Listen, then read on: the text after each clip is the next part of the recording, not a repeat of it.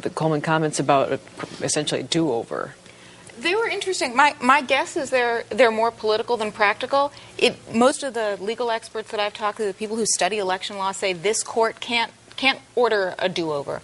Minnesota would have to have some pattern so that could happen, and it just doesn't exist. But I think Coleman was, he was willing to say that, and, frankly, there was a poll out this week that about half of the Minnesotans said that's not such a bad idea. Little do they know that doing a new election would actually cost the state far more than even this very lengthy trial.